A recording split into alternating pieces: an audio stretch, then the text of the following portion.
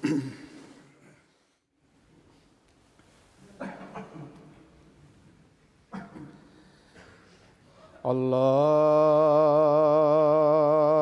أكبر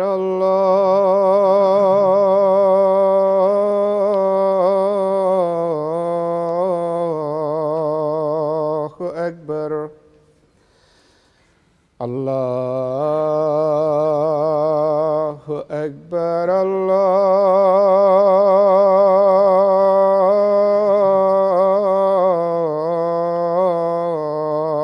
الله أكبر أشهد أن لا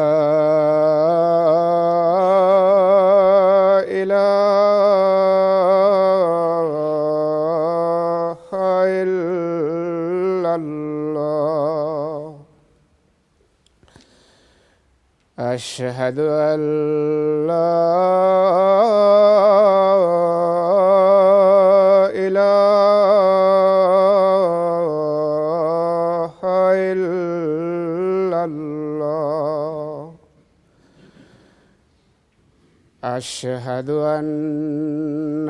محمدًا رسول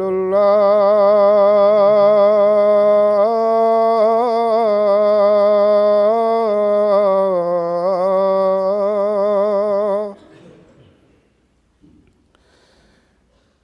أشهد أن محمدًا رسول الله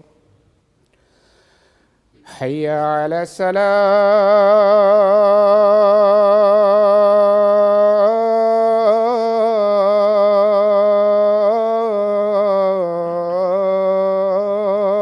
الصلاة حي على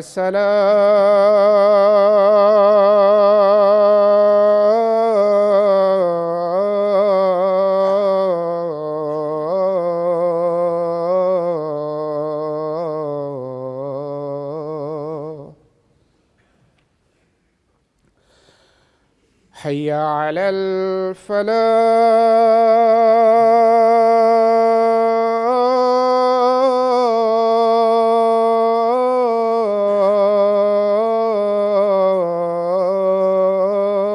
الفلاح حي على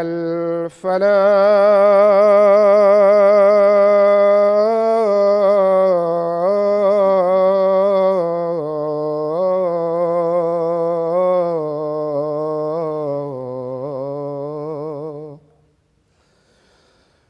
الله أكبر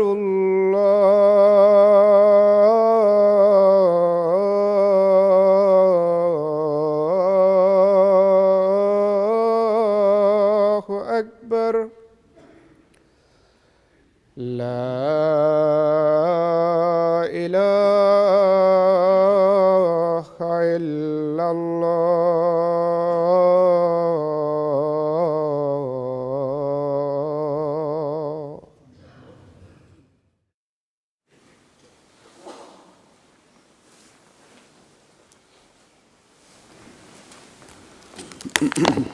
السلام علیکم ورحمۃ اللہ.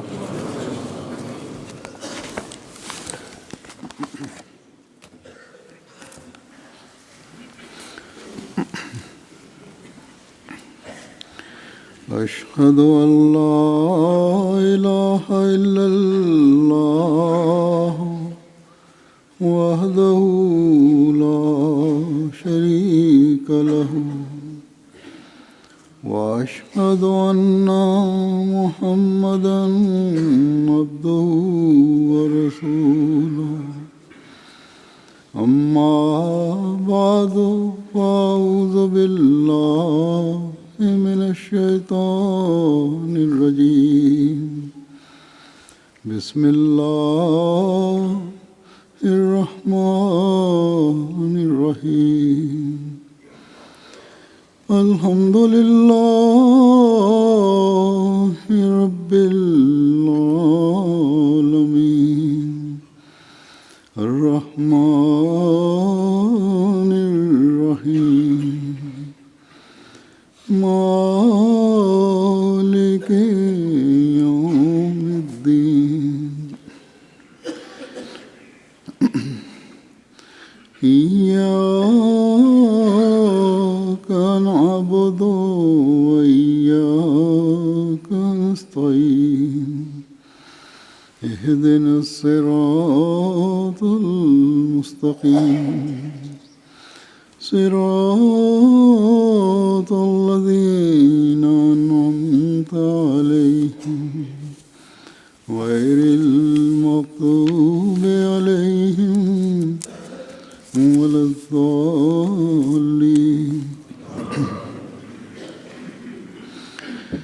آج میں حضرت مسیح موعود علیہ الصلوۃ والسلام کی محبت الہی سے متعلق کچھ تحریرات پیش کروں گا، ارشادات پیش کروں گا، جن میں آپ نے محبت الہی کی حقیقت اور تعریف بھی بیان فرمائی ہے. اللہ تعالیٰ کی محبت کے حصول کا راز اور طریق اور اس کی گہرائی اور فلسفی بھی بیان فرمائی ہے. اور ہمارے سے جو آپ کے ماننے والے ہیں، جو آپ کی جماعت میں شامل ہیں، کیا توقعات رکھی ہیں، محبت الہی کے بارے میں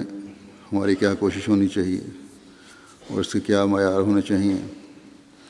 یہ سب بھی بیان فرمایا. بس اس لحاظ سے ہر حوالہ ہی قابل غور ہے اور ہمارے لیے مشعل راہ ہے. اس لیے توجہ سے سننے کی ضرورت ہے تاکہ ہم محبت الہی کے مضمون کی روح کو سمجھتے ہوئے اس میں بڑھنے والے ہوں، اضافہ کرنے والے ہوں اور اپنی اصلاح کرنے والے ہوں. حضرت مسیح موعود علیہ الصلوۃ والسلام فرماتے ہیں کہ محبت کوئی تصنع اور تکلف کا کام نہیں، بلکہ انسانی قوا میں سے یہ بھی ایک قوت ہے، اور اس کی حقیقت یہ ہے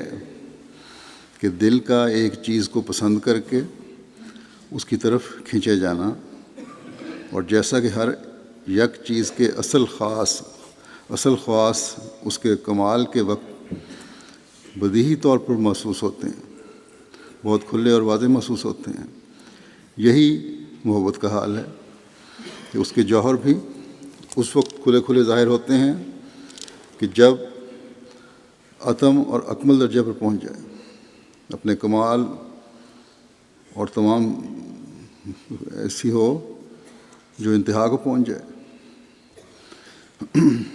اللہ تعالیٰ فرمایا کہ اللہ تعالیٰ فرماتا ہے کہ اشربوا فی قلوبہم العجل، یعنی انہوں نے گوسالے سے ایسی محبت کی کہ گویا ان کو گوسالہ شربت کی طرح پلا دیا گیا. در حقیقت جو شخص کسی سے کامل محبت کرتا ہے تو گویا اسے پی لیتا ہے یا کھا لیتا ہے، اور اس کے اخلاق اور اس کے چال چلن کے ساتھ رنگین ہو جاتا ہے. اور جس قدر زیادہ محبت ہوتی ہے اسی قدر انسان بالطبع اپنے محبوب کی صفات کی طرف کھینچا جاتا ہے، یہاں تک کہ اسی کا روپ ہو جاتا ہے جس سے وہ محبت کرتا ہے. یہی بھید ہے کہ جو شخص خدا سے محبت کرتا ہے وہ ذلی طور پر بقدر اپنی استعداد کے اس نور کو حاصل کر لیتا ہے جو خدا تعالیٰ کی ذات میں ہے، اور شیطان سے محبت کرنے والے وہ تاریکی حاصل کر لیتے ہیں جو شیطان میں ہے. بس فرمایا کہ یہی محبت کا راز ہے کہ خدا تعالیٰ کی صفات کو اپنانا. معرفت کے ضمن میں بتایا گیا تھا کہ جب تک تمام صفات کا علم نہ ہو معرفت نہیں ہو سکتی، اور معرفت کے بعد انسان کے جب آگے مزید بڑھتا ہے تو محبت ہے، اور محبت اسی وقت کامل ہوتی ہے جب اللہ تعالیٰ کی صفات کو اپنایا بھی جائے. صرف علم حاصل کرنا ہی ضروری نہیں بلکہ اسے اپنایا بھی جائے، اللہ تعالیٰ کے رنگ میں رنگین ہوا جائے، اور پھر اللہ تعالیٰ کا نور حاصل ہوتا ہے. آپ نے فرمایا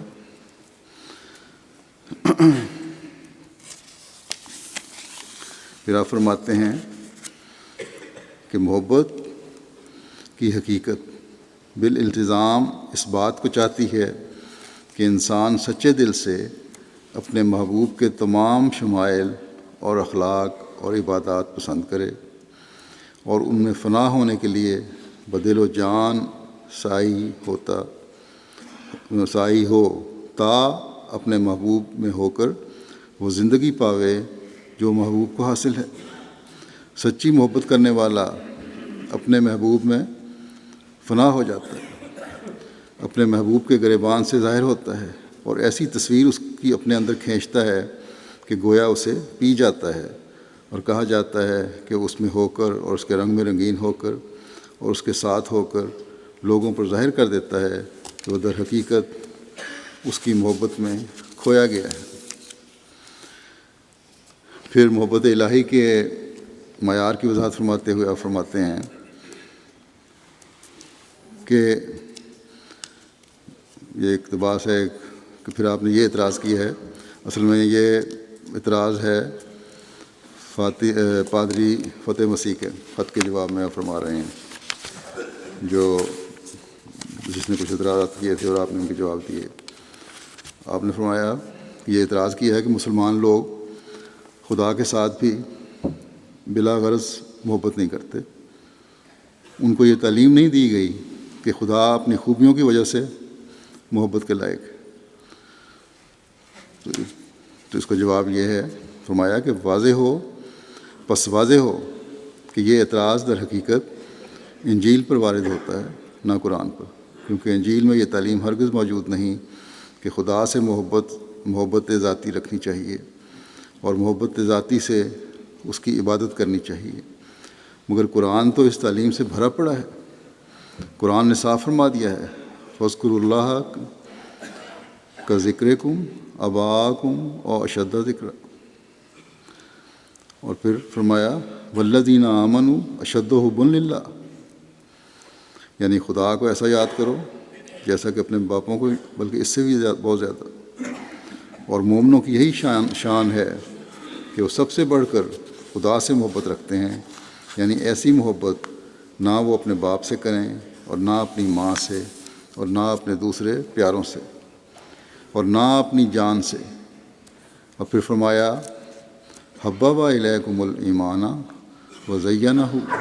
فی قلوبکم، یعنی خدا نے تمہارا محبوب ایمان کو بنا دیا ہے اور اس کو تمہارے دلوں میں آراستہ کر دیا. اور پھر فرمایا ان اللہ یامر بالعدل والاحسان وایتاء ذی القربی، یہ آیت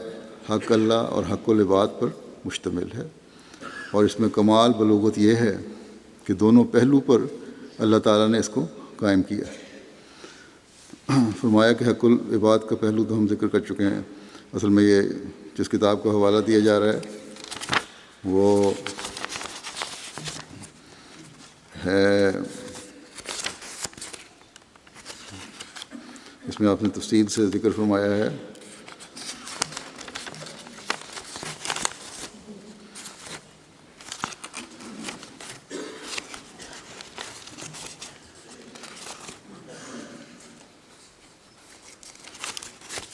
بہرحال اس میں پہلے حق العباد کا جو آپ نے ذکر فرمایا اس میں آپ نے وضاحت فرمائی ہے کہ وہ یہ ہیں کہ مومن کافر پر بھی شفقت کرے، یہ حق العباد ہے، اور گہرائی میں جا کر اس کی ہمدردی کی ضرورت ہے، اگر ہو تو ضرور کرے. اس کی جسمانی اور روحانی بیماریوں کا غم گسار ہو، یعنی چاہے وہ کافر ہی ہے،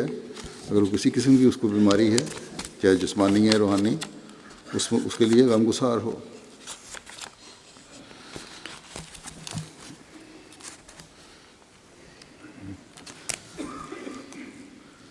اور یہ ہیں حقوق العباد۔ یہاں اس بات کا بھی جواب آ گیا کہ کافر سے محبت کس طرح ہو۔ بعض لوگ اعتراض کر دیتے ہیں کہ ہم کہتے ہیں لو فار آل، یہ کس طرح ہو سکتی ہے؟ تو فرمایا کہ اس کی ہمدردی، اس کی اصلاح کرنا، اس کی ضرورت کو پورا کرنا، اس سے محبت ہے، نہ کہ محبت میں آ کر کافر کی کافرانہ باتوں اور اس کے دین کو اختیار کر لینا۔ ایک مومن سے جو محبت ہے، اگر وہ حقیقی مومن ہے تو اس سے محبت یہ ہے کہ اس کی جو اچھی عادات ہیں، جو اس میں نیکیاں ہیں، ان کو اختیار کرنا، اور اگر اس میں کوئی برائیاں ہیں تو اس کو دین کے حوالے سے ان کو سمجھانا۔ لیکن جو عام انسانی ہمدردی ہے وہ ہر ایک کے لیے اس سے محبت ہے۔ یہ محبت کا مطلب نہیں ہے کہ ہر ایک کی جو ذاتی برائیاں عادات ہیں ان کو اپنا لیا جائے کہ ہمیں اس سے بڑی محبت ہے۔ پھر حقوق عباد میں بھی آپ نے فرمایا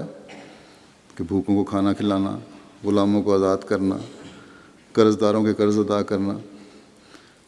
جو زیر بار ہیں ان کا بار اٹھانا۔ پھر یہ کہ عدل کا بھی اس میں ذکر آ گیا حقوق العباد میں کہ عدل سے بڑھ کر پھر احسان کرو، اور احسان یہ ہے کہ بلا تخصیص مذہب و ملت ہر ایک سے کرو، اور یہی حقوق عباد ہیں، اور یہ ان لوگوں کے حق ہیں جو ایک انسان کے لیے کی محبت میں ایک دوسرا مومن ادا کرتا ہے، لیکن اللہ تعالیٰ کی رضا چاہنے کے لیے۔ اول محبت بہرحال خدا تعالیٰ کی ہے۔ چشمہ مسیح کا یہ حوالہ ہے۔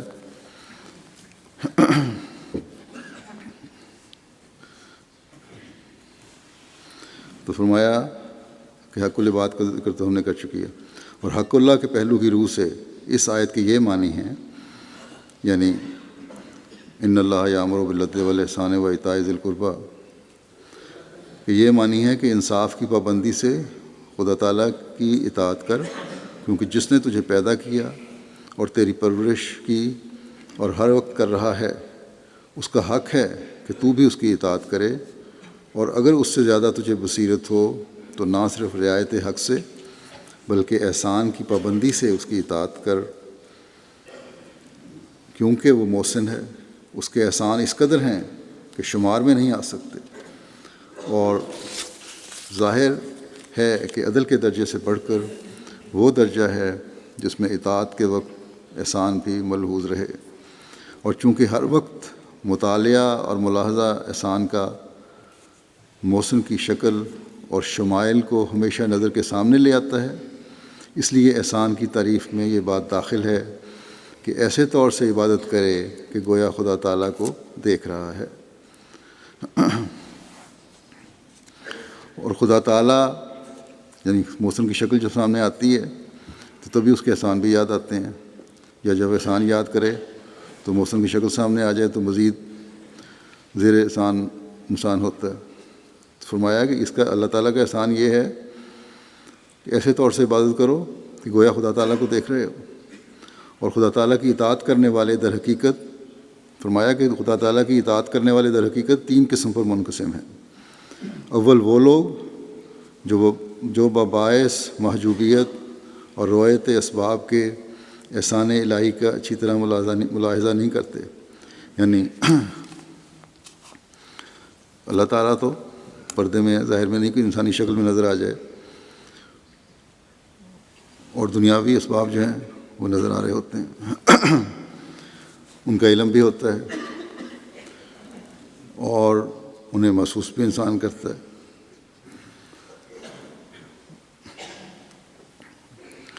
پھر جب دنیاوی چیزیں سامنے نظر آ رہی ہوں تو پھر یہ احساس نہیں رہتا کہ ان اسباب کو پیدا کرنے والی بھی کوئی ہستی ہے اور وہ خدا ہے۔ اس لیے ان دنیاوی چیزوں سے ایک انسان زیادہ محبت کرنے لگ جاتا ہے۔ تو فرمایا 3 قسم پر یہ چیزیں ہیں۔ پہلے وہ لوگ ہیں جو ملاحظہ نہیں کرتے، اللہ تعالیٰ کے احسانات کو اچھی طرح نہیں دیکھتے، اور وجہ کیا ہے کہ وہ پردے میں ہے، اور دوسرے اسباب جو ہیں وہ سامنے نظر آ رہے ہوتے ہیں۔ پھر فرماتے ہیں کہ اور نہ وہ جوش ان میں پیدا ہوتا ہے جو احسان کی عظمتوں پر نظر ڈال کر پیدا ہوا کرتا ہے، اور نہ وہ محبت ان میں حرکت کرتی ہے جو محسن کی عنایات عظیمہ کا تصور کر کے جنبش میں آیا کرتی ہے، بلکہ صرف ایک اجمالی نظر سے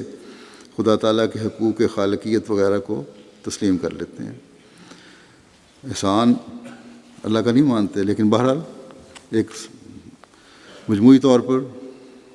کیونکہ ایمان ہوتا ہے، یہ دعویٰ ہوتا ہے کہ ہم مسلمان ہیں، اس لیے اللہ تعالیٰ کا جو حق ہے یا اس کا مخلوق ہونے کا جو حق ہے وہ تسلیم کر لیتے ہیں کہ اللہ تعالیٰ نے ہمیں پیدا کیا۔ اور فرمایا کہ اور احسان الہی کی ان تفصیلات کو جن پر ایک باریک نظر ڈالنا اس حقیقی محسن کو نظر کے سامنے لے آتا ہے،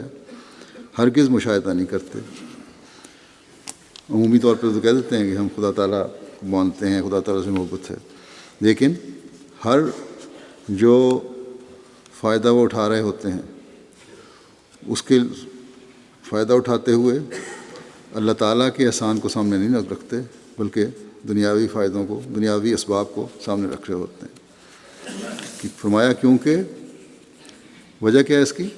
اسباب پرستی کا گرد و غبار مسبب حقیقی کا پورا چہرہ دیکھنے سے روک دیتا ہے، کیونکہ ظاہری طور پر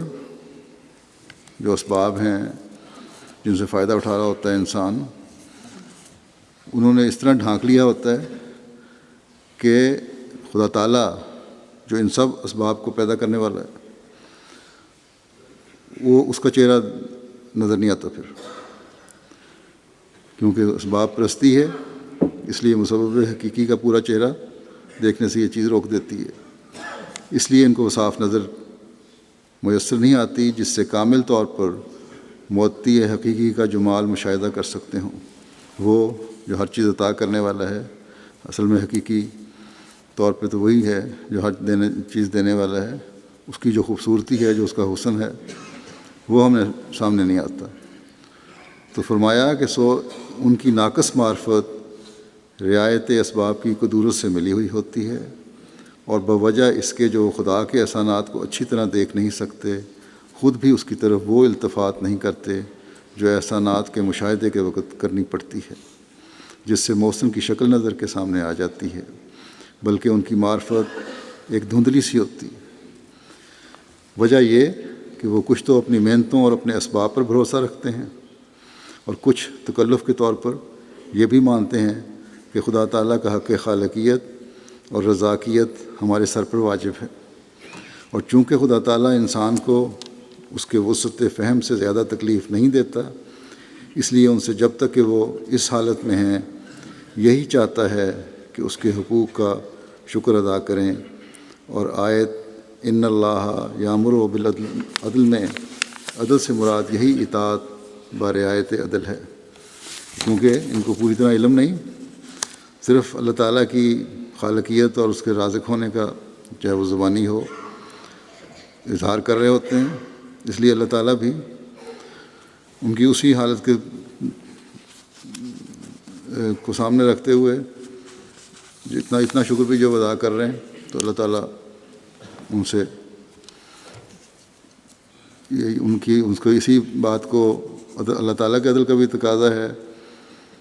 کہ وہ اس کو اتنا ہی ان کے لیے کافی سمجھے، اور وہ بھی یہی سمجھتے ہیں کہ یہ ہم نے کافی کچھ کر لیا اللہ تعالیٰ کی خاطر۔ مگر فرمایا کہ اس سے بڑھ کر ایک اور مرتبہ انسان کی معرفت کا ہے، اور وہ یہ ہے کہ جیسا کہ ہم ابھی بیان کر چکے ہیں، انسان کی نظر روایت اسباب سے بالکل پاک اور منزہ ہو کر خدا تعالیٰ کے فضل اور احسان کے ہاتھ کو دیکھ لیتی ہے، اور اس مرتبے پر انسان اسباب کے حجابوں سے باہر آ جاتا ہے، اور یہ مقولہ کہ مثلاً میری اپنی ہی آبپاشی سے میری کھیتی ہوئی، اور یا میرے اپنے ہی بازو سے یہ کامیابی مجھے ہوئی، یا زید کی مہربانی سے فلاں مطلب پورا ہوا، اور بکر کی خبرگیری سے میں تباہی سے بچ گیا، یہ تمام باتیں ہیچ اور باطل معلوم ہونے لگتی ہیں، اور ایک ہی ہستی اور ایک ہی قدرت اور ایک ہی موسم اور ایک ہی ہاتھ نظر آتا ہے، تب انسان ایک صاف نظر سے، جس کے ساتھ ایک ذرہ شرک فی الاسباب کی گرد و غبار نہیں، خدا تعالیٰ کے احسانوں کو دیکھتا ہے۔ اور یہ روایت اس قسم کی صاف اور یقینی ہوتی ہے کہ وہ ایسے موسم کی عبادت کرنے کے وقت اس کو غائب نہیں سمجھتا، بلکہ یقیناً اس کو حاضر خیال کر کے اس کی عبادت کرتا ہے۔ اور اس عبادت کا نام قرآن شریف میں احسان ہے، اور صحیح بخاری اور مسلم میں خود حضرت صلی اللہ علیہ وسلم نے احسان کے یہی معنی بیان فرمائے ہیں۔ اور اس درجے کے بعد ایک اور درجہ ہے جس کا نام ایتاء ذی القربیٰ ہے، اور تفصیل اس کی یہ ہے کہ جب انسان ایک مدت تک احسانات الہی کو بلا شرکت اسباب دیکھتا رہے اور اس کو حاضر اور بلا واسطہ موسم سمجھ کر اس کی عبادت کرتا رہے، تو اس تصور اور تخیل کا آخری نتیجہ یہ ہوگا کہ ایک ذاتی محبت اس کو جناب الہی کی نسبت پیدا ہو جائے گی، کیونکہ متواتر احسانات کا دائمی ملاحظہ بالضرورت شخص ممنون کے دل میں یہ اثر پیدا کرتا ہے، یعنی اس شخص کو کے دل میں جس پر احسان کیا جائے یہ اثر پیدا کرتا ہے کہ وہ رفتہ رفتہ اس شخص کی ذاتی محبت سے بھر جاتا ہے، جس کے غیر محدود احسانات اس پر محیط ہو گئے۔ بس اس صورت میں وہ صرف احسانات کے تصور سے اس کی عبادت نہیں کرتا، بلکہ اس کی ذاتی محبت اس کے دل میں بیٹھ جاتی ہے، جیسا کہ بچے کو ایک ذاتی محبت اپنی ماں سے ہوتی ہے۔ بس اس مرتبہ پر وہ عبادت کے وقت صرف خدا تعالیٰ کو دیکھتا ہی نہیں، بلکہ دیکھ کر سچے عشاق کی طرح لذت بھی اٹھاتا ہے، اور تمام اغراض نفسانی معدوم ہو کر ذاتی محبت اس کی اندر پیدا ہو جاتی ہے۔ اور یہ وہ مرتبہ ہے جس کو خدا تعالیٰ نے لفظ ایتاء ذی القربیٰ سے تعبیر کیا ہے، اور اسی کی طرف خدا تعالیٰ نے اس آیت میں اشارہ کیا ہے، فاذکروا اللہ کذکرکم آباءکم اور اشد ذکرا۔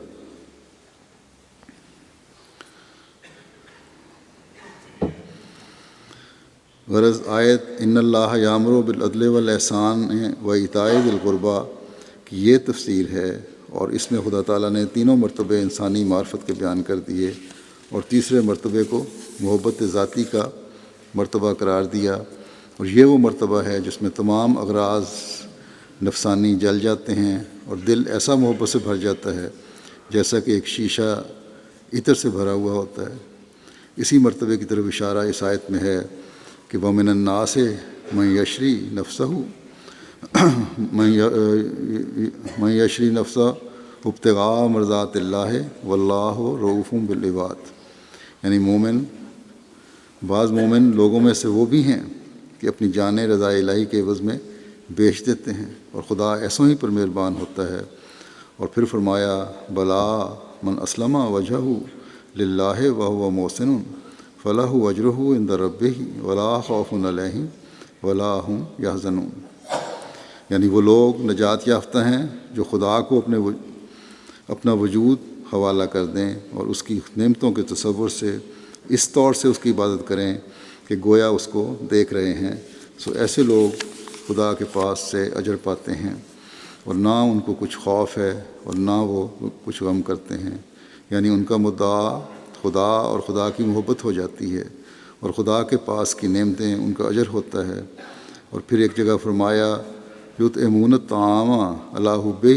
مسکینا و یتیما و اسیرا انما نطعمکم لوجہ اللہ لا نرید منکم جزاء ولا شکورا، یعنی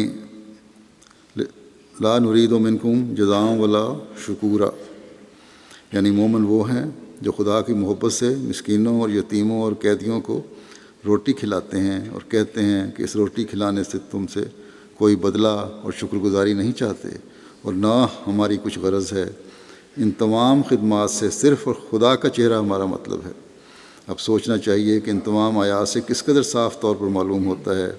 کہ قرآن شریف نے اعلیٰ طبقہ عبادت الہی اور اعمال صالحہ کا یہی رکھا ہے کہ کہ محبت الہی اور رضا الہی کی طلب سچے دل سے ظہور میں آوے۔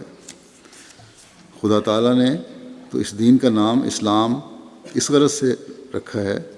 کہ تا انسان خدا تعالیٰ کی عبادت نفسانی اغراض سے نہیں بلکہ طبعی جوش سے کرے۔ خدا تعالیٰ کی عبادت نفسانی اغراض سے نہیں، ضرورت ہے تب پوری کرنے کے لیے عبادت نہیں کرنی، بلکہ طبعی جوش سے کرے، کیونکہ اسلام تمام اغراض کو چھوڑ دینے کے بعد رضا بالقضاء کا نام ہے۔ دنیا میں بجز اسلام ایسا کوئی مذہب نہیں جس کے یہ مقاصد ہوں۔ بے شک خدا تعالیٰ نے اپنی رحمت جتلانے کے لیے مومنوں کو انواع و اقسام کی نعمتوں کے وعدے دیے ہیں، مگر مومنوں کو جو اعلیٰ مقام کے خواہش مند ہیں یہی تعلیم دی ہے کہ وہ محبت ذاتی سے خدا تعالیٰ کی عبادت کریں۔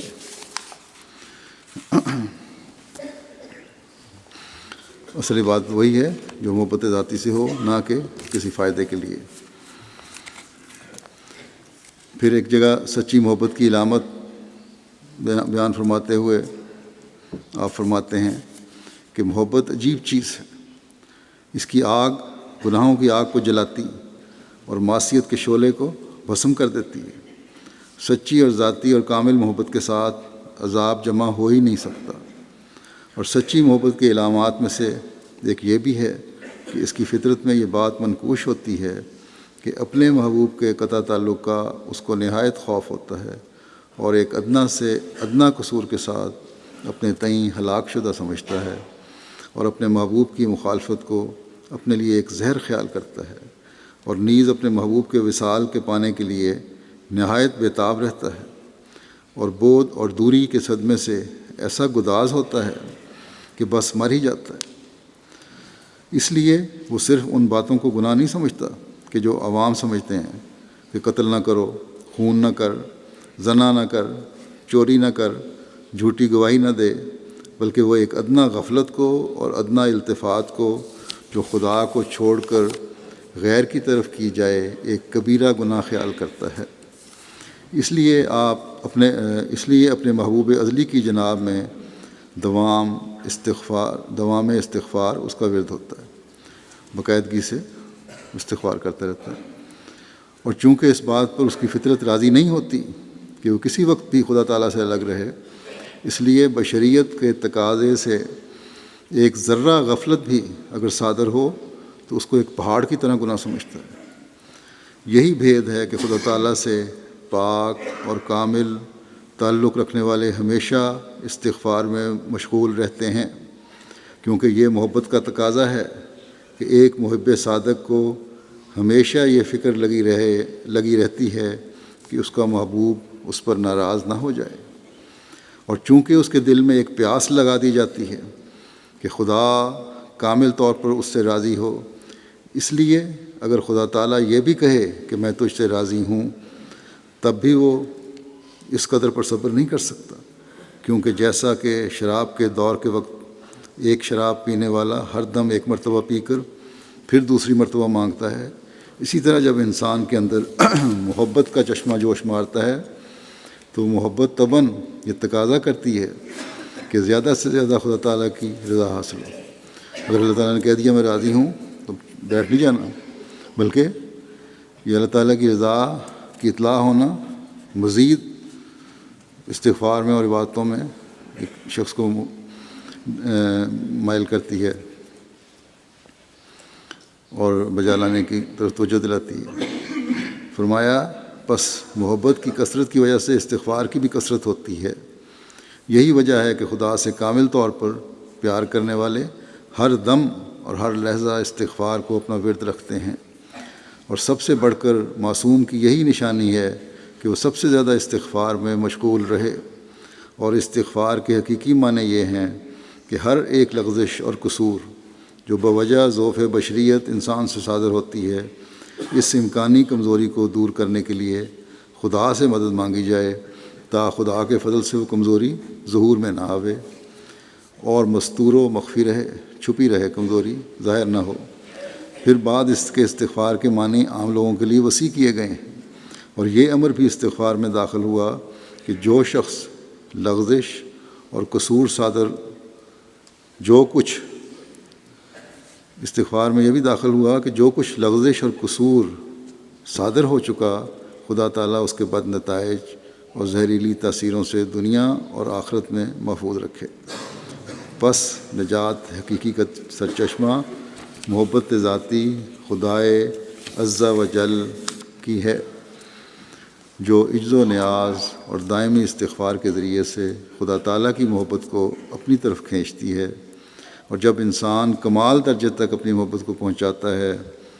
اور محبت کی آگ سے اپنے جذبات نفسانیت کو جلا دیتا ہے، تب یک دفعہ ایک شعلے کی طرح خدا تعالیٰ کی محبت جو خدا تعالیٰ اس سے کرتا ہے اس کے دل پر گرتی ہے اور اس کو سفلی زندگی کے گندوں سے باہر لے آتی ہے، اور خدائے حی و قیوم کی پاکیزگی کا رنگ اس کے نفس پر چڑھ جاتا ہے، بلکہ تمام صفات الہیہ سے ذلی طور پر اس کو حصہ ملتا ہے۔ تب وہ تجلیات الہیہ کا مظہر ہوتا ہے،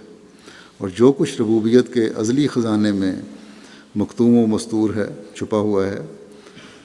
اس کے ذریعے سے وہ اسرار دنیا میں ظاہر ہوتے ہیں، چونکہ وہ خدا جس نے اس دنیا کو پیدا کیا ہے بخیل نہیں ہے، بلکہ اس کے فیوز دائمی ہیں اور اس کے اسماء اور صفات کبھی معطل نہیں ہو سکتے۔ پھر اس بات کی وضاحت فرماتے ہوئے کہ گناہوں کو دور کرنا اور اعمال صالحہ بجا لانا بغیر خدا تعالیٰ کی محبت کے ممکن نہیں۔ آپ فرماتے ہیں کہ گناہ در حقیقت ایک ایسا زہر ہے جو اس وقت پیدا ہوتا ہے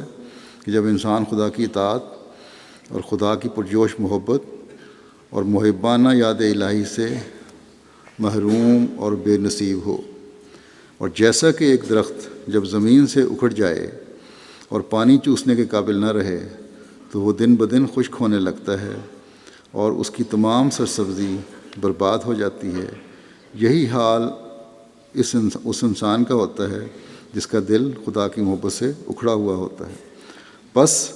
خشکی کی طرح گناہ اس پر غلبہ کرتا ہے سو اس خشکی کا علاج خدا کے قانون قدرت میں 3 طور سے ہے: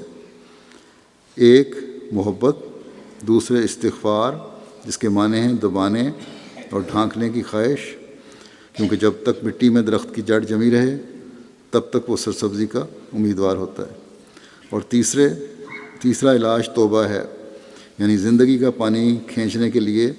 تذلل کے ساتھ خدا کی طرف پھرنا اور اس سے اپنے تئیں نزدیک کرنا، اور معصیت کے حجاب سے اعمال صالحہ کے ساتھ اپنے تئیں باہر نکالنا۔ یعنی گناہوں کا جو پردہ پڑا ہوا ہے اس کو دور کرنے کے لیے اعمال صالحہ کی ضرورت ہے، اور اعمال صالحہ بجا لانے کے لیے جو اس پردے کو دور کر دیں، جیسا کہ پہلے بھی بیان کر چکا ہوں میں کہ خطبات میں گزشتہ چند ماہ پہلے یا چند ہفتوں پہلے کہ ان کے لیے پھر قوت ارادی اور علم کا پیدا ہونا اور قوت عملی کی ضرورت ہے، تبھی یہ حجاب دور ہوتے ہیں اور اعمال صالحہ کرنے کی توفیق ملتی ہے، اور پھر ان برائیوں سے انسان باہر آتا ہے۔ اور فرمایا اور توبہ صرف زبان سے نہیں بلکہ توبہ کا کمال اعمال صالحہ کے ساتھ ہے، کہ زبان سے توبہ کہنا کوئی ضرورت نہیں، بلکہ توبہ اسی وقت ہے، یہ اسی وقت مکمل ہوگی توبہ، اسی وقت سمجھی جائے گی توبہ جب اعمال صالحہ بھی ساتھ ساتھ بجا لائے جا رہے ہوں۔ تمام نیکیاں توبہ کی تکمیل کے لیے ہیں، کیونکہ سب سے مطلب یہ ہے کہ ہم خدا سے نزدیک ہو جائیں۔ دعا بھی توبہ ہے، کیونکہ اس سے بھی خدا کا قرب ڈھونڈتے ہیں۔ اسی لیے خدا نے انسان کی جان کو پیدا کر کے اس کا نام روح رکھا ہے، کیونکہ اس کی حقیقی راحت اور آرام خدا کے اقرار اور اس کی محبت اور اس کی اطاعت میں ہے، اور اس کا نام نفس رکھا ہے کیونکہ وہ خدا سے اتحاد پیدا کرنے والا ہے۔ روح اس لیے رکھا کہ خدا کی محبت میں راحت ملتی ہے اس کو، اور نفس اس لیے کہ خدا تعالیٰ سے جڑنے کی صلاحیت ہے نفس میں۔ یہ نقطہ بیان فرمایا آپ نے کہ خدا نے انسان کی جان کو پیدا کر کے اس کا نام روح رکھا، اس لیے کیونکہ اس کی حقیقی راحت اور آرام خدا کے اقرار اور اس کی محبت اور اس کی اطاعت میں ہے۔ روح کی راحت اسی میں ہے کہ اللہ تعالیٰ کی محبت میں انسان فنا ہو جائے، اس کے احکامات کی پابندی کرے، اطاعت کرے۔ نفس اس لیے رکھا کیونکہ وہ خدا سے اتحاد پیدا کرنے والا ہے، یعنی خدا تعالیٰ کے ساتھ جڑنے کی اس میں صلاحیت موجود ہے۔ فرمایا کہ خدا سے دل لگانا ایسا ہوتا ہے جیسا کہ باغ میں وہ درخت ہوتا ہے جو باغ کی زمین سے خوب پیوستہ ہوتا ہے، یہی انسان کی جنت ہے۔ اور جس طرح درخت زمین کے پانی کو چوستا اور اپنے اندر کھینچتا اور اس سے اپنے زہریلے بخارات باہر نکالتا ہے، اسی طرح انسان کے دل کی حالت ہوتی ہے کہ وہ خدا کی محبت کا پانی چوس کر زہریلے مواد کے نکالنے پر قوت پاتا ہے اور بڑی آسانی سے اس مواد کو دفع کرتا ہے، اور خدا میں ہو کر پاک نشو و نما پا جاتا ہے اور بہت پھیلتا اور خوشنما سرسبزی دکھلاتا اور اچھے پھل لاتا ہے۔ مگر جو خدا میں پیوستہ نہیں، وہ نشو و نما دینے والے پانی کو چوس نہیں سکتا، اس لیے دم بدم خشک ہوتا چلا جاتا ہے، آخر پتے بھی گر جاتے ہیں اور خشک اور بدشکل ٹہنیاں رہ جاتی ہیں۔ بس چونکہ گناہ کی خشکی بے تعلقی سے پیدا ہوتی ہے، اس لیے اس خشکی کے دور کرنے کے لیے سیدھا علاج مستحکم تعلق ہے۔ اپنا مضبوط تعلق اللہ تعالیٰ سے پیدا کرو تو بھی یہ خشکی دور ہوگی، نہیں تو سوکھے ہوئے درخت کی طرح انسان بالکل ختم ہو جاتا ہے روحانی لحاظ سے۔ فرمایا کہ جس پر قانون قدرت گواہی دیتا ہے، اسی کی طرف اللہ جل شانہ اشارہ کر کے فرماتا ہے، یا ایتھا النفس المطمئنہ ترجعی الی ربک راضیۃ مرضیہ فادخلی فی عبادی وادخلی جنتی، یعنی اے وہ نفس جو خدا سے آرام یافتہ ہے، اپنے رب کی طرف واپس چلا، وہ تجھ سے راضی اور تو اس سے راضی، پس میرے بندوں میں داخل ہو جا اور میرے بہشت کے اندر آ جا۔ فرمایا کہ غرض گناہ کے دور کرنے کا علاج صرف خدا کی محبت اور عشق ہے، گناہ کے دور کرنے کا علاج صرف خدا کی محبت اور عشق ہے، لہٰذا وہ تمام اعمال صالحہ جو محبت اور عشق کے سرچشمے سے نکلتے ہیں گناہ کی آگ پر پانی چھڑکتے ہیں، کیونکہ انسان خدا کے لیے نیک کام کر کے اپنی محبت پر مہر لگاتا ہے۔ خدا کو اس طرح پر مان لینا کہ اس کو ہر ایک چیز پر مقدم رکھنا، یہاں تک کہ اپنی جان پر بھی، یہ وہ پہلا مرتبہ محبت ہے جو درخت کی اس حالت سے مشابہ ہے جب کہ وہ زمین میں لگایا جاتا ہے۔ اور پھر دوسرا مرتبہ استغفار، جس سے یہ مطلب ہے کہ خدا سے الگ ہو کر انسانی وجود کا پردہ نہ کھل جائے۔ اور یہ مرتبہ درخت کی اس حالت سے مشابہ ہے جب کہ وہ زور کر کے پورے طور پر اپنی جڑ زمین پر قائم کر لیتا ہے۔ اور پھر تیسرا مرتبہ توبہ جو اس حالت کے مشابہ ہے کہ جب درخت اپنی جڑیں پانی سے قریب کر کے بچے کی طرح اس کو چوستا ہے۔ غرض گناہ کی فلسفی یہی ہے کہ گناہ کی فلسفی یہی ہے کہ وہ خدا سے جدا ہو کر پیدا ہوتا ہے، لہذا اس کا دور کرنا خدا کے تعلق سے وابستہ ہے۔ پس وہ کیسے نادان لوگ ہیں جو کسی کی خودکشی کو گناہ کا علاج کہتے ہیں۔ پھر اللہ تعالیٰ کا قرب پانے کے ذریعے کا ذکر فرماتے ہوئے جگہ فرماتے ہیں، قرآن شریف اس تعلیم کو پیش کرتا ہے جس کے ذریعے سے اور جس پر عمل کرنے سے اسی دنیا میں دیدار الہی میسر آ سکتا ہے، جیسا کہ فرماتا ہے، من کانا یرجو لقاء ربہ فلیعمل عملا صالحا ولا یشرک بعبادت ربہ احدا، یعنی جو شخص چاہتا ہے کہ اسی دنیا میں اس خدا کا دیدار نصیب ہو جائے جو حقیقی خدا اور پیار کنندہ ہے، بس چاہیے کہ وہ ایسے نیک عمل کرے جس میں کسی قسم کا فساد نہ ہو، یعنی عمل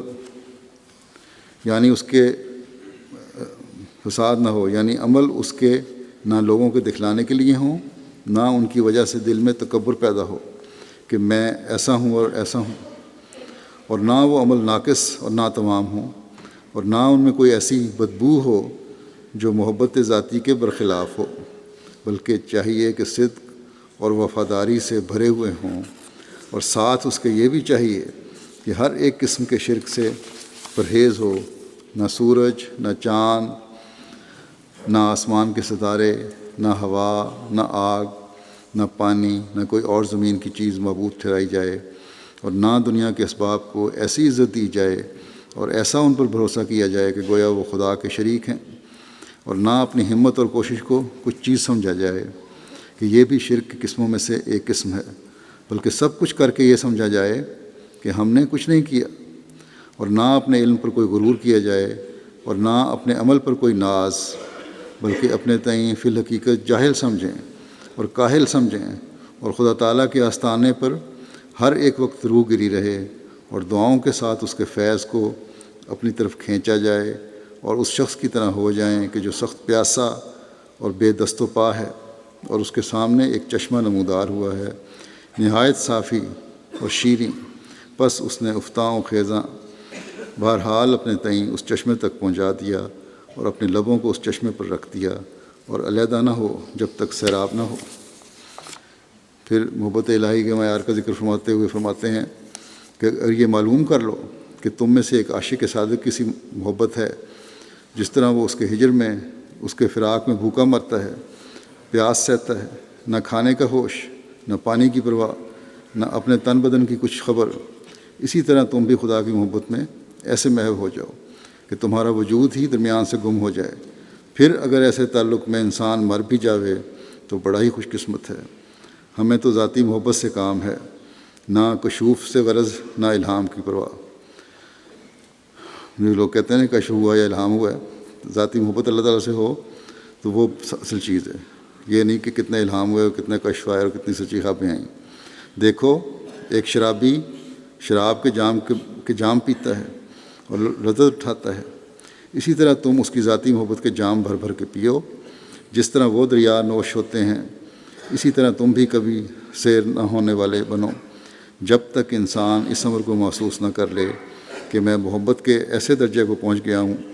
کہ اب عاشق کہلا سکوں، تب تک پیچھے ہرگز نہ ہٹے، قدم آگے ہی آگے رکھتا جاوے اور اس جام کو منہ سے نہ ہٹائے، اپنے آپ کو اس کے لیے بے قرار و شیدا و مضطرب بنا لو۔ اگر اس درجے تک نہیں پہنچے تو کوڑی کے کام کے نہیں، ایسی محبت ہو کہ خدا کی محبت کے مقابل پر کسی چیز کی پرواہ نہ ہو، نہ کسی قسم کی طمع کے متی بنو اور نہ کسی قسم کے خوف کا تمہیں خوف ہو۔ پھر فرماتے ہیں جب تک اللہ تعالیٰ سے بالکل راضی ہو جاوے اور کوئی شکوہ شکایت نہ رہے، اس وقت محبت ذاتی پیدا ہو جاتی ہے۔ جب اللہ تعالیٰ سے بالکل راضی ہو جاوے اور کوئی شکوہ شکایت نہ رہے، اس وقت محبت ذاتی پیدا ہو جاتی ہے۔ اور جب تک اللہ تعالیٰ سے محبت ذاتی پیدا نہ ہو تو ایمان بڑے خطرے کی حالت میں ہے، لیکن جب ذاتی محبت پیدا ہو جاتی ہے تو انسان شیطان کے حملوں سے امن میں آ جاتا ہے۔ اس ذاتی محبت کو دعا سے حاصل کرنا چاہیے۔ جب تک یہ محبت پیدا نہ ہو انسان نفس امارہ کے نیچے رہتا ہے اور اس کے پنجے میں گرفتار رہتا ہے، اور ایسے لوگ جو نفس امارہ کے نیچے ہیں ان کا قول ہے، پنجابی میں فرمایا کہ اے جہان میٹھا اگلا کن ڈیٹھا، یعنی کہ یہ جہان تو میٹھا میٹھا ہے، اگلا جہان میں پتہ نہیں آنا ہے کہ نہیں آنا، کون سا دیکھا ہے ہم نے۔ یہ لوگ بڑی خطرناک حالت میں ہوتے ہیں، اور لوامہ والے ایک گھڑی میں ولی اور ایک گھڑی میں شیطان ہو جاتے ہیں۔ دوسری حالت لوامہ کی ہے، ان کی حالت یہ ہے کہ ایک وقت میں تو ولی ہو جاتے ہیں اور دوسرے وقت میں شیطان بھی ہو رہے ہوتے ہیں، اوپر نیچے حالت ہوتی ہے۔ ان کا ایک رنگ نہیں رہتا کیونکہ ان کی لڑائی نفس کے ساتھ شروع ہوتی ہے، جس میں کبھی وہ غالب اور کبھی مغلوب ہوتے ہیں۔ تاہم یہ لوگ محلے مدہ میں ہوتے ہیں کیونکہ ان سے نیکیاں بھی سرزد ہوتی ہیں اور خوف خدا بھی ان کے دل میں ہوتا ہے، لیکن نفس مطمئنہ والے بالکل فتح مند ہوتے ہیں اور وہ سارے خطروں اور خوفوں سے نکل کر امن کی جگہ میں جا پہنچتے ہیں۔ وہ اس دارالامان میں ہوتے ہیں جہاں شیطان نہیں پہنچ سکتا۔ پھر ایک مومن کے عشق الہی کے معیار کے بارے میں فرمایا کہ مومن کا رنگ عاشق کا رنگ ہوتا ہے، اور وہ اپنے عشق میں صادق ہوتا ہے اور اپنے معشوق یعنی خدا کے لیے کامل اخلاص اور محبت اور جان فدا کرنے والا جوش اپنے اندر رکھتا ہے، اور تضرع اور ابتحال اور ثابت قدمی سے اس کے حضور میں قائم ہوتا ہے۔ دنیا کی کوئی لذت اس کے لیے لذت نہیں ہوتی، اس کی روح اسی عشق میں پرورش پاتی ہے۔ معشوق کی طرف سے استغنا دیکھ کر وہ گھبراتا نہیں، اس طرف سے خاموشی اور بے التفاتی بھی معلوم کر کے وہ کبھی ہمت نہیں ہارتا، بلکہ ہمیشہ قدم آگے ہی رکھتا ہے اور درد دل زیادہ سے زیادہ پیدا کرتا جاتا ہے۔ ان دونوں چیزوں کا ہونا ضروری ہے کہ مومن عاشق کی طرف سے، جو مومن عاشق ہے طرف سے محبت الہی میں پورا استغراق ہو، مومن عاشق بن کے محبت الہی میں پوری طرح غرق ہو جائے اور عشق کمال ہو، محبت میں سچا جوش ہو اور عہد عشق میں ثابت قدمی ایسی کوٹ کوٹ بھری ہو کہ جس کو کوئی صدمہ جنبش میں نہ لا سکے، جس کو کوئی صدمہ ہلا نہ سکے، اور معشوق کی طرف سے کبھی کبھی بے پرواہی اور خاموشی ہو۔ درد دو قسم کا موجود ہو، ایک تو وہ جو اللہ تعالیٰ کی محبت کا درد ہو، دوسرا وہ جو کسی کی مصیبت پر دل میں درد اٹھے اور خیر خواہی کے لیے اضطراب پیدا ہو اور اس کی اعانت کے لیے بے چینی پیدا ہو۔ خدا تعالیٰ کی محبت کے لیے جو اخلاص اور درد ہوتا ہے اور ثابت قدمی اس کے ساتھ ملی ہوئی ہوتی ہے، وہ انسان کو بشریت سے الگ کر کے الوہیت کے سائے میں لا ڈالتا ہے۔ جب تک اس کی حالت درد اور عشق، جب تک اس کی حد تک درد اور عشق نہ پہنچ جاوے کہ جس میں غیر اللہ سے محویت حاصل ہو جاوے، اس وقت تک انسان خطرے میں پڑا رہتا ہے۔ ان خطرات کا استحصال بغیر اس امر کے مشکل ہے کہ انسان غیر اللہ سے بکلی منقطع ہو کر اسی کا ہو جائے، اور اس کی رضا میں داخل ہونا بھی محال ہوتا ہے، اور اس کے مخلوق کے لیے ایسا درد ہونا چاہیے جس طرح ایک نہایت ہی مہربان والدہ اپنے ناتواں بچے کے لیے دل میں سچا جوش پیدا رکھتی ہے۔ یعنی کہ اللہ تعالیٰ کے غیر سے بالکل تعلق قطع کر لینا، اور دوسرے اللہ تعالیٰ کی مخلوق کا درد بھی دل میں رکھنا چاہیے۔ یہ اصل ہے جو ایک صحیح مومن کے دل میں ہوتا ہے، جو عاشق ہو اللہ تعالیٰ کا۔ پھر فرمایا اللہ تعالیٰ کے ساتھ ایسا تعلق قوی اور محبت صافی تب ہو سکتی ہے جب اس کی ہستی کا پتہ لگے۔ دنیا اس قسم کے شبہات کے ساتھ خراب ہوئی ہے، بہت سے تو کھلے طور پر دہریہ ہو گئے ہیں، اور بعض ایسے ہیں جو دہریہ تو نہیں ہوئے مگر ان کے رنگ میں رنگین ہیں، اور اسی وجہ سے دین میں سست ہو رہے ہیں۔ اس کا علاج یہی ہے کہ وہ اللہ تعالیٰ سے دعا کرتے رہیں تا ان کی معرفت زیادہ ہو، اور صادقوں کی صحبت میں رہیں جس سے وہ اللہ تعالیٰ کی قدرت اور تصرف کے تازہ تازہ نشان دیکھتے رہیں۔ پھر وہ جس طرح چاہیں گے اور جس راہ سے چاہیں گے معرفت بڑھا دے گا اور بصیرت عطا کرے گا، اور سلج قلب ہو جائے گا، یعنی تسلی پائے گا دل۔ یہ بالکل سچ ہے کہ جس قدر اللہ تعالیٰ کی ہستی اور اس کی عظمت پر ایمان ہوگا، اسی قدر اللہ تعالیٰ سے محبت اور خوف ہوگا۔ ورنہ غفلت کے ایام میں جرائم پر دلیر ہوگا۔ اللہ تعالیٰ سے محبت اور اس کی عظمت اور جبروت کا رعب اور خوف ہی دو ایسی چیزیں ہیں جن سے گناہ جل جاتے ہیں، اور یہ قاعدے کی بات ہے کہ انسان جن اشیاء سے ڈرتا ہے پرہیز کرتا ہے۔ مثلا جانتا ہے کہ آگ جلا دیتی ہے، اس لیے آگ میں ہاتھ نہیں ڈالتا، یا مثلا اگر یہ علم ہو کہ فلاں جگہ سانپ ہے تو اس راستے سے نہیں گزرے گا۔ اسی طرح اگر اس کو یقین ہو جاوے کہ گناہ کا زہر اس کو ہلاک کر دیتا ہے، اور اللہ تعالیٰ کی عظمت سے ڈرے، اور اس کو یقین ہو کہ وہ گناہ کو ناپسند کرتا ہے اور گناہ پر سخت سزا دیتا ہے، تو اس کو گناہ پر دلیری اور جرأت نہ ہو۔ زمین پر پھر اس طرح سے چلتا ہے جیسے مردہ چلتا ہے، اس کی روح ہر وقت خدا تعالیٰ کے پاس ہوتی ہے۔ پھر فرمایا کہ انسان جب تک خدا تعالیٰ کی محبت کی آگ میں پڑھ کر اپنی تمام ہستی کو جلا دیتا ہے، تو وہی محبت کی موت اس کو ایک نئی زندگی بخشتی ہے۔ کیا تم نہیں سمجھ سکتے کہ محبت بھی ایک آگ ہے اور گناہ بھی ایک آگ ہے؟ بس یہ آگ جو محبت الہی کی آگ ہے، گناہ کی آگ کو معدوم کر دیتی ہے، یہی نجات کی جڑ ہے۔ فرماتے ہیں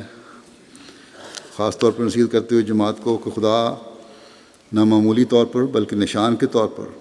کامل متقی کو بلا سے بچاتا ہے۔ ہر یک مکار یا نادان متقی ہونے کا دعویٰ کرتا ہے، مگر متقی وہ ہے جو خدا کے نشان سے متقی ثابت ہو۔ ہر ایک کہہ سکتا ہے کہ میں خدا سے پیار کرتا ہوں، مگر خدا سے پیار وہ کرتا ہے جس کا پیار آسمانی گواہی سے ثابت ہو۔ اور وہ ہر ایک کہتا ہے کہ میرا مذہب سچا ہے، مگر سچا مذہب اس شخص کا ہے جس کو اس دنیا میں نور ملتا ہے، اور ہر ایک کہتا ہے کہ مجھے نجات ملے گی، مگر اس قول میں سچا وہ شخص ہے جو اسی دنیا میں نجات کے انوار دیکھتا ہے۔ سو تم کوشش کرو کہ خدا کے پیارے ہو جاؤ تا تم ہر ایک آفت سے بچائے جاؤ۔ پھر خدا کی محبت ہمیں اپنے دلوں میں پیدا کرنے کے لیے کس در سے آپ نے نصیحت فرمائی ہے، اس کی ایک مثال دیتا ہوں۔ فرمایا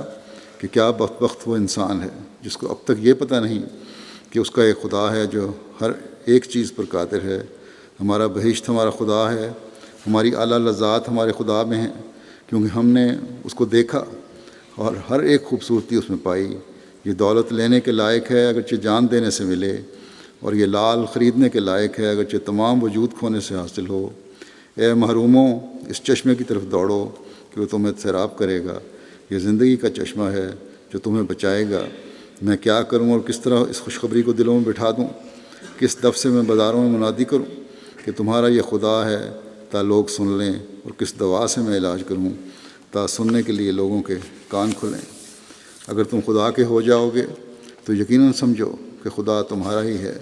تم سوئے ہوئے ہوگے اور خدا تعالیٰ تمہارے لیے جاگے گا۔ تم دشمن سے غافل ہوگے اور خدا اسے دیکھے گا اور اس کے منصوبے کو توڑے گا۔ تم ابھی تک نہیں جانتے کہ تمہارے خدا میں کیا کیا قدرتیں ہیں۔ اگر تم جانتے تو تم پر کوئی ایسا دن نہ آتا کہ تم دنیا کے لیے سخت غمگین ہو جاتے۔ ایک شخص جو ایک خزانہ اپنے پاس رکھتا ہے،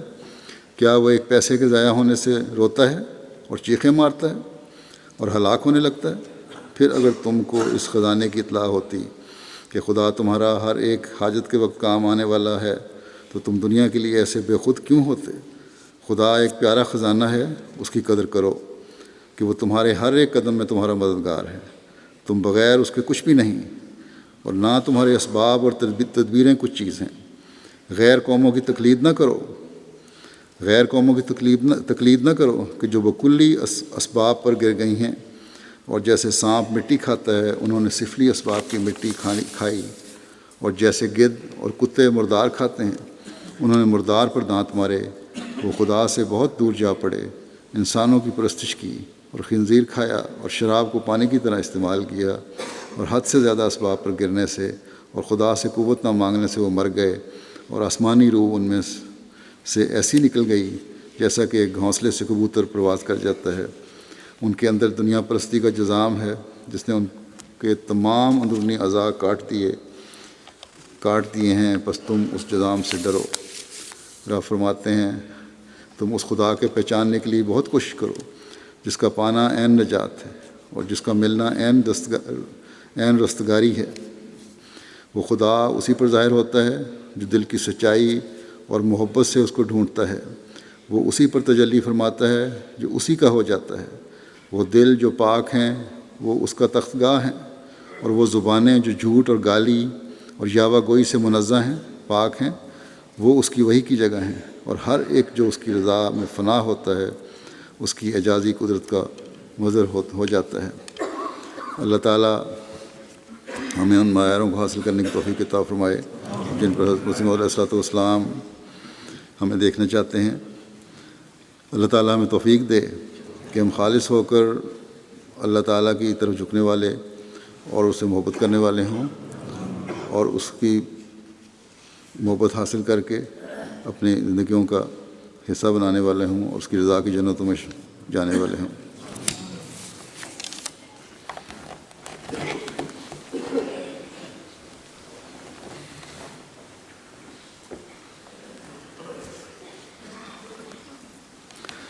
الحمد للہ نحمده ونستعینه ونستغفره ونؤمن به ونتوکل علیہ ونعوذ باللہ من شرور انفسنا ومن سیئات اعمالنا من يهده الله فلا مضل له ومن يضلله فلا هادي له ونشهد أن لا إله إلا الله ونشهد أن محمدا عبده ورسوله عباد الله رحمكم الله إن الله يأمر بالعدل والإحسان وإيتاء ذي القربى وينهى عن الفحشاء والمنكر والبغي يعظكم لعلكم تذكرون اذكروا الله يذكركم